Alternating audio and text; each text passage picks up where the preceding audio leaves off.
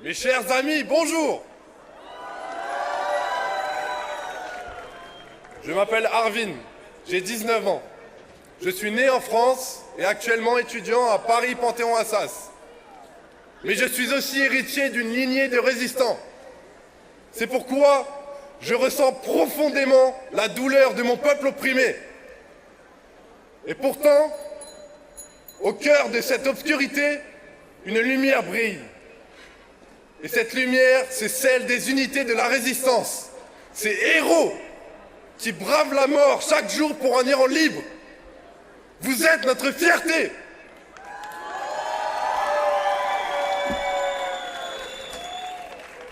Alors à ceux qui tentent de tromper le peuple avec de fausses alternatives, sachez-le, nous ne serons pas dupes.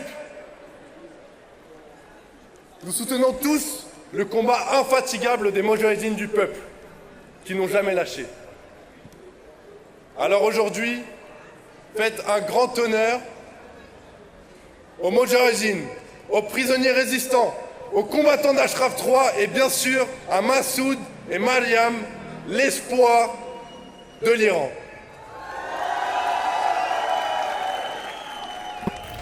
Le 8 février dernier, une immense manifestation s'est tenue à Paris, organisée par le Conseil national de la résistance iranienne et ses sympathisants.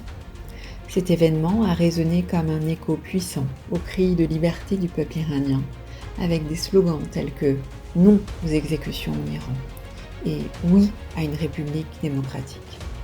À travers cette mobilisation, les manifestants ont réaffirmé leur opposition au régime théocratique des mollahs et leur aspiration à un avenir libre et démocratique.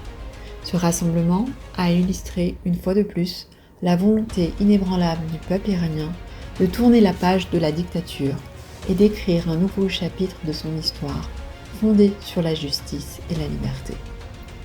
Le soutien des Françaises et Français présents, ainsi que celui de nombreuses personnalités emblématiques, a témoigné d'une solidarité profonde. Cette mobilisation s'inscrit dans la tradition des valeurs portées par la France, liberté, égalité, fraternité, des principes défendus par des figures telles que Voltaire, Rousseau et Victor Hugo. La présence des Françaises et Français a ainsi symbolisé une alliance indéfectible entre les peuples en lutte pour leurs droits fondamentaux.